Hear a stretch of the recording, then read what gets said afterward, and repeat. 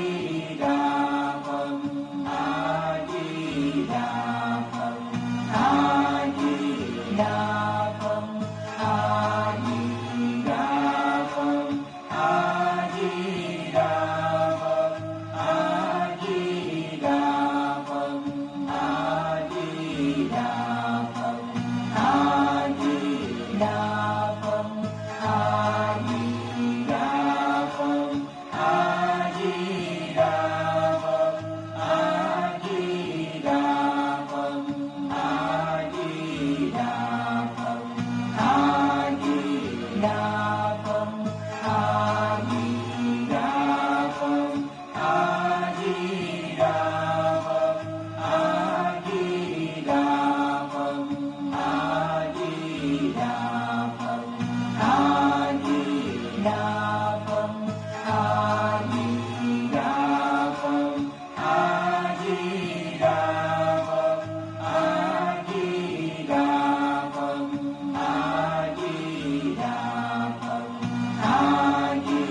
Đà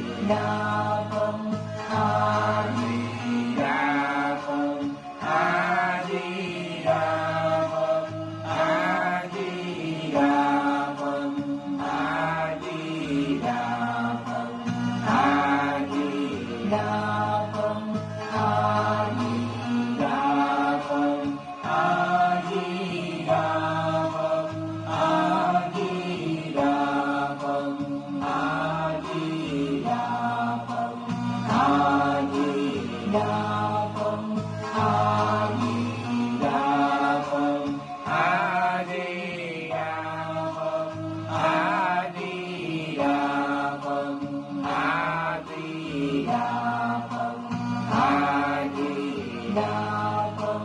A Di Đà Phật. A Di Đà Phật. A Di Đà Phật. A Di Đà Phật. A Di Đà